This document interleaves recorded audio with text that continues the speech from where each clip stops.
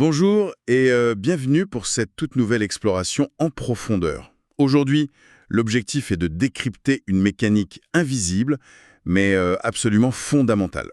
C'est la transition linguistique. Plus précisément, on va s'intéresser à la façon de franchir ce cap souvent perçu comme un mur infranchissable en français. Oui, bonjour.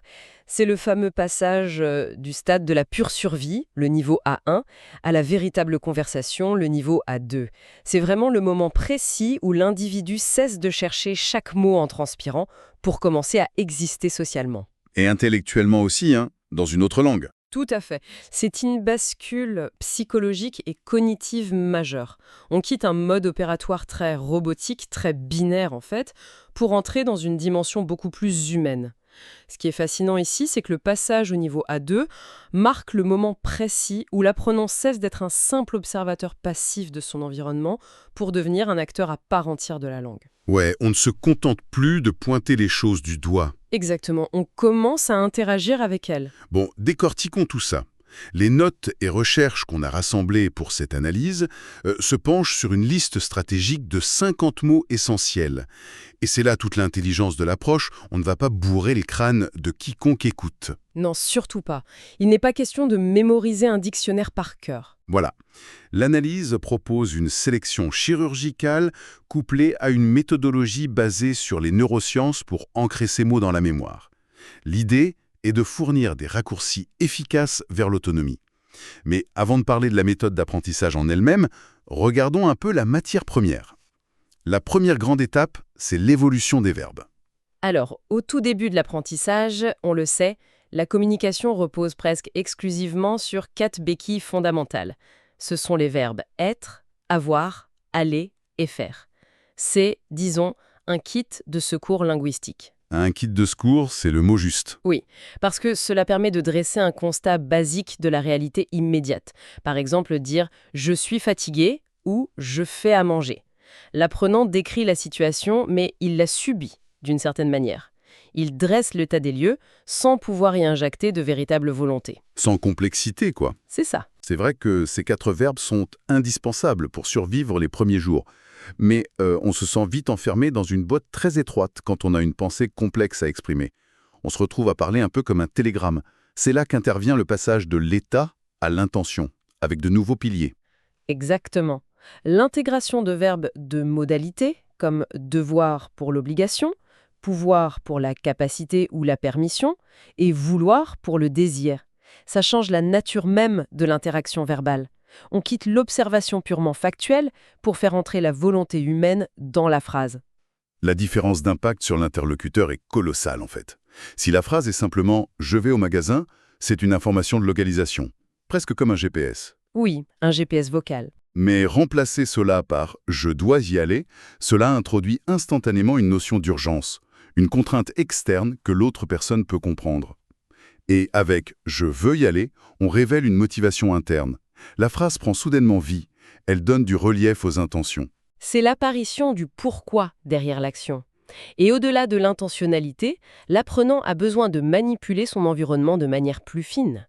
C'est pourquoi l'intégration de verbes comme prendre, mettre, venir, voir, savoir, connaître et partir est identifiée comme cruciale à ce stade. Ah oui, prendre et mettre, ce sont des mots qui constituent vraiment la bande-son de la vie quotidienne.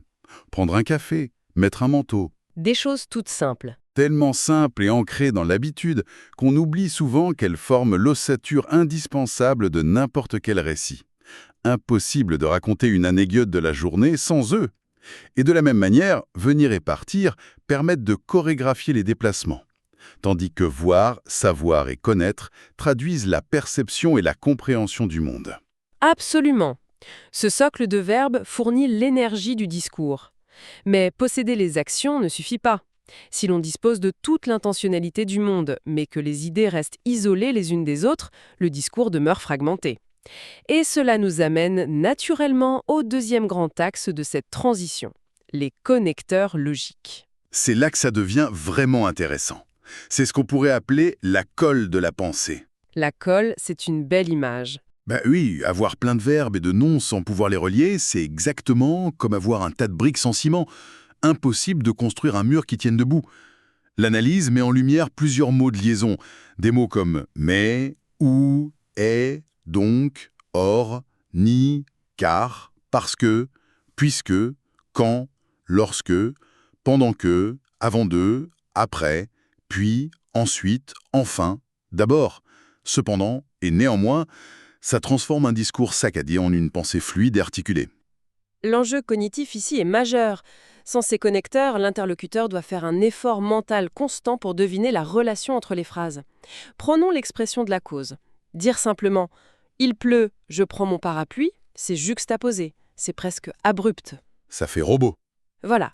Dès qu'on utilise « donc », la logique devient limpide. Il pleut, donc je prends mon parapluie. La relation de cause à effet est servie sur un plateau d'argent au cerveau de celui qui écoute. Et au-delà de la cause, il y a l'expression des obstacles. Et ça, c'est central dans toute conversation humaine. Le mot « mais », par exemple, est d'une puissance redoutable. L'exemple donné dans les recherches est très parlant.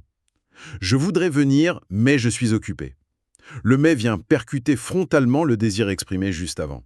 C'est la frustration du quotidien résumée en une seule phrase, c'est vrai.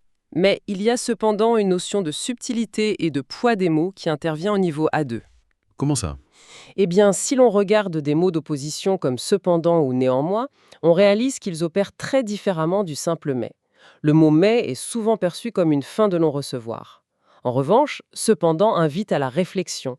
Il signale que l'on reconnaît la validité d'un premier fait tout en y apportant une contradiction mesurée et élégante. Ah, d'accord. Apprendre à utiliser ces nuances, c'est apprendre à peser ses arguments en fait. C'est fascinant de constater comment quelques syllabes supplémentaires modifient complètement la perception que les autres ont de nous. On passe de quelqu'un de directif à quelqu'un de réfléchi. Et cette recherche de précision nous conduit au troisième volet essentiel de l'analyse. C'est la gestion du temps, de la fréquence et du contexte à l'aide des adverbes. Oui, la maîtrise de la temporalité est ce qui permet de sortir de l'instant présent. Les mots identifiés ici incluent des termes exprimant la fréquence. On a souvent, parfois, jamais, toujours, rarement. Et puis on a des marqueurs temporels tels que actuellement, récemment ou bientôt. Pour bien saisir l'aspect de ces mots, l'analogie de l'appareil photo utilisé dans nos sources est très efficace. Une déclaration comme « je fais du sport » est une belle image, mais elle reste incroyablement floue. Est-ce une pratique quotidienne ou une vague intention une fois par trimestre? L'ajout d'un adverbe, comme « souvent » ou « rarement », agit exactement comme la bague de mise au point d'un objectif photographique. C'est une excellente métaphore. Je fais rarement du sport. Soudain, la netteté est absolue, l'interlocuteur cerne parfaitement les habitudes et la réalité de la situation. Et la précision temporelle gère aussi les attentes dans l'interaction. Utiliser actuellement ou récemment permet d'ancrer le récit dans une réalité contemporaine ou un passé encore palpable. À l'inverse, bientôt projette l'attention vers un futur proche. Les adverbes tels que généralement ou habituellement dessinent, quant à eux, le contour des routines. C'est ce qui donne une véritable texture temporelle au discours. On a donc l'intention, la logique argumentative et la précision temporelle. C'est déjà une immense progression. Ah, ça, oui. Mais il manque la dimension la plus cruciale pour ne pas sonner comme un rapport administratif. Le quatrième grand thème s'attaque à l'humanisation de la langue, l'expression des sentiments et des opinions. Si l'on relie cela à vie d'ensemble du développement linguistique, on comprend que la communication est avant tout un outil de connexion sociale. Pouvoir mobiliser un vocabulaire émotionnel précis avec des mots comme content, triste, inquiet, surpris, déçu, satisfait, fatigué ou motivé, ça transforme radicalement la dynamique d'un échange. Au lieu de se contenter de l'éternel et automatique « ça va » quand quelqu'un demande des nouvelles, être capable de formuler « je suis un peu inquiet pour demain » ou « je suis satisfait de mon travail », c'est ouvrir une porte à l'empathie. Exactement, l'interlocuteur ne peut pas simplement hocher la tête de manière polie face à ça. Non, cette vulnérabilité, même minime, elle déclenche une réaction humaine. Une question de relance, c'est le véritable point de départ d'une discussion authentique. Et le pendant de l'émotion, c'est l'opinion.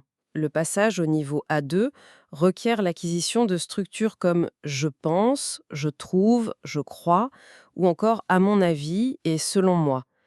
Ces formulations relèvent presque d'une diplomatie linguistique. Surtout dans une nouvelle culture. Arriver avec une affirmation très directe, simplement parce qu'on manque du vocabulaire pour l'enrober, ça peut facilement être interprété comme de l'agressivité ou de l'arrogance par des locuteurs natifs. C'est le piège classique. Exprimer un point de vue de manière brutale ferme souvent le dialogue. Utiliser à mon avis ou selon moi agit comme un amortisseur social. Cela signale clairement que l'on propose une perspective individuelle sans prétendre détenir une vérité absolue. Dire je trouve que adoucit considérablement le propos. Ça laisse l'espace nécessaire à l'interlocuteur pour s'exprimer. Oui, exprimer un point de vue divergent sans qu'il ne se sente attaqué. C'est une vraie leçon d'intelligence sociale qui s'acquiert en même temps que le vocabulaire. Une fois qu'on a maîtrisé l'art du débat poli et de l'expression des émotions, il est temps de redescendre sur un terrain très pragmatique. Le 5e pilier de l'analyse porte sur le vocabulaire concret de l'autonomie au quotidien. C'est hyper important. On touche ici à la dimension purement logistique et matérielle de l'indépendance. La sélection inclut des termes incontournables. Des mots comme course, ménage, travail, rendez-vous, facture, courrier, transport, logement, nourriture et santé. C'est littéralement le lexique de l'adulte responsable. L'enjeu est énorme. Parce que c'est une chose de pouvoir discuter de ses ressentis, mais s'il faut demander l'assistance d'un tiers à chaque fois qu'il faut comprendre un courrier administratif ou organiser un entretien, la sensation d'intégration reste extrêmement fragile. Alors, qu'est-ce que tout cela signifie vraiment pour la personne qui apprend à VT ? Ça signifie que le déficit de vocabulaire administratif et logistique crée un sentiment de dépendance très pesant. L'apprenant adulte possède toutes les compétences nécessaires pour gérer sa vie dans sa langue maternelle, mais il se retrouve souvent infantilisé face à de simples démarches quotidiennes dans la nouvelle langue. Assimiler les mots facture, logement ou rendez-vous permet de récupérer son pouvoir d'action, d'affronter les nécessités administratives. Et de réduire l'anxiété aussi. Énormément. L'anxiété profonde liée à l'incapacité de gérer ses propres affaires dans un environnement étranger diminue drastiquement. Et cela nous amène logiquement à la question centrale de cette exploration. On a ces mots, d'accord, mais comment intégrer ces 50 mots essentiels dans le cerveau de manière durable? Comment éviter qu'ils ne disparaissent le lendemain de leur apprentissage? C'est le 6e grand thème, l'application des neurosciences à la mémorisation. La première directive, celle qui fait l'unanimité dans les recherches, c'est l'abandon strict et définitif de l'apprentissage par cœur sous forme de liste. Ah, la fameuse liste de vocabulaire de l'école. C'est ça, c'est fini. Le cerveau humain gère très mal l'information isolée et décontextualisée. Lire une suite de traductions n'imprime rien sur le long terme. Le cerveau a besoin de créer un réseau de sens pour juger une information digne d'être conservée. Le contexte est donc la clé de voûte. Une des méthodes phares préconisées consiste à créer systématiquement des phrases ancrées dans une réalité personnelle.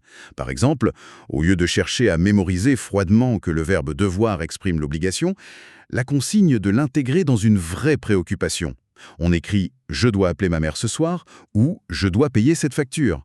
En liant le nouveau mot à une obligation réelle, le cerveau comprend immédiatement l'utilité vitale de retenir l'information. Parce que l'implication émotionnelle est un puissant catalyseur de la mémoire. Et cette mécanique est encore renforcée par l'association visuelle. L'analyse recommande de solliciter l'imagination pour créer des images mentales fortes. Et l'idée n'est surtout pas de fermer les yeux pour visualiser les lettres du mot en train de flotter dans l'espace. Non, pas du tout. Il s'agit de ressentir la situation. Si le mot à mémoriser est « facture », l'exercice consiste à s'imaginer en train d'ouvrir une enveloppe redoutée, de tenir un document officiel entre ses mains, de voir un montant en gras et de ressentir la petite crispation au niveau du ventre qui accompagne généralement l'événement. De même, pour retenir l'adjectif fatigué, s'imaginer face au miroir à 5 heures du matin avec des traits tirés et des yeux mi-clos sera infiniment plus efficace. L'objectif est de déclencher une légère réaction de l'amygdale. C'est le centre émotionnel du cerveau, pour ancrer le souvenir. Cependant, pour solidifier ce souvenir à long terme, l'outil le plus puissant évoqué reste la répétition espacée. Très souvent utilisée à travers des flashcards ou cartes mémoire, il est d'ailleurs crucial de rappeler qu'une bonne carte mémoire présente toujours une phrase d'exemple en contexte et non une simple traduction directe au dos. Concernant cette répétition espacée, une question légitime se pose souvent. On pourrait logiquement se dire que revoir toutes ces cartes tous les jours garantit de ne rien oublier, mais en pratique, est-ce que ce type de rythme ne conduit pas directement à l'épuisement cognitif et à la saturation ? C'est le piège de la révision linéaire, en effet. L'algorithme de la répétition espacée sur les applications dédiées est justement conçu pour éviter cette saturation en gérant la courbe de l'oubli. Le principe repose sur l'effort de récupération. C'est-à-dire ? Eh bien, l'algorithme calcule le moment exact où le cerveau est sur le point d'oublier le mot. Et c'est à cet instant précis qu'il le présente. Cette friction, cet effort intellectuel pour retrouver l'information consolide le chemin neuronal. Les mots facilement reconnus sont repoussés à des intervalles de plus en plus longs, tandis que les mots résistants reviennent fréquemment. L'énergie mentale est donc économisée et dirigée uniquement là où elle est nécessaire. C'est une méthode d'une grande efficacité qui résonne parfaitement avec la règle d'or de la régularité mise en avant par ces recherches. L'intensité ponctuelle ne gagne jamais contre la constance. 10 minutes d'études quotidiennes sont infiniment plus productives qu'une séance marathon d'une heure le dimanche. Complètement. C'est le principe de la formation de l'habitude. 10 minutes, ça s'insère sans douleur dans n'importe quelle journée, par exemple dans les transports, sans demander une réserve de motivation immense. La constance quotidienne tisse un réseau de mémoire robuste. Enfin, la dernière approche détaillée par les sources est qualifiée d'apprentissage incident. Cela relève presque de la chasse au trésor linguistique. Il s'agit de développer une écoute active lors de l'exposition à des contenus réels en langue française, que ce soit une vidéo, un podcast ou un simple échange entendu dans la rue. L'idée n'est pas de comprendre chaque mot prononcé à une vitesse folle. Ça, ce serait super décourageant. Mais d'avoir l'oreille aux aguets pour repérer un mot spécifique fraîchement appris. Par exemple, guetter l'apparition du mot « cependant » ou du verbe « pouvoir » dans un dialogue naturel. Et là, on peut le noter dans un petit carnet. C'est ça, le sentiment de victoire lorsqu'on reconnaît le terme, utilisé par un locuteur natif dans son habitat naturel, libère un pic de dopamine incroyable. L'apprentissage se fait de manière presque subconsciente grâce à l'enthousiasme de la découverte. L'effort studieux s'efface au profit du jeu, en fait. C'est la validation sociale de l'effort d'apprentissage. Entendre le vocabulaire opérer dans la réalité prouve au cerveau son utilité incontestable. Et toutes ces pièces du puzzle finissent par s'assembler. Pour offrir une synthèse claire de cette mécanique de transition, l'image finale proposée par ces recherches est probablement la plus parlante. Le vocabulaire représente les briques de la construction linguistique. C'est une excellente image. On peut posséder une connaissance théorique parfaite des plans d'architecture de la grammaire. Sans briques matérielles, il est rigoureusement impossible de monter les murs de la maison. En revanche, avec cette sélection de 50 mots fondamentaux agissant comme des blocs de construction solides, l'individu obtient une fondation à deux extrêmement stable pour créer des phrases complexes. Cette fondation permet ensuite de soutenir le poids de nuances argumentatives et d'échanges approfondis. Le mise en pratique recommandé par le document source est d'ailleurs très pragmatique. Il s'agit d'assimiler 5 nouveaux mots par jour. Ce rythme de 5 mots quotidiens, travailler avec les techniques d'ancrage multisensoriel et de répétition espacée, ça permet mathématiquement de couvrir l'intégralité de cette fondation en 2 semaines. C'est un bond de progression énorme sur une période très courte. À condition, bien sûr, de se jeter à l'eau et de ne pas redouter les erreurs, parce que ce sont les meilleurs alliés du processus. L'évolution de l'instinct de survie linguistique vers l'expression nuancée de la pensée. Cela soulève une question importante qui prolonge tout ce que nous venons d'analyser. Laquelle? Si l'on réalise que des nuances précises de l'opinion ou de l'émotion requièrent des mots spécifiques en français, comme l'usage modérateur de cependant, le constat d'être déçu ou la diplomatie du « selon moi », dans quelle mesure l'adoption d'un nouveau vocabulaire pour exprimer ses sentiments modifie-t-elle la façon même dont le cerveau ressent ou perçoit ses émotions dans une nouvelle culture? C'est une pensée provocatrice absolument captivante. L'idée que l'acquisition d'un nouveau lexique émotionnel puisse potentiellement altérer la texture même de ce qui est ressenti intérieurement, ça ouvre des perspectives fascinantes. N'est-ce pas? C'est une réflexion passionnante pour quiconque se lance dans l'apprentissage d'une langue ou s'intéresse à la cognition humaine en général. L'aventure intellectuelle continue.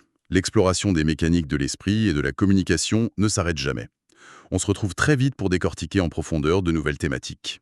Merci à tous pour votre écoute. À très bientôt!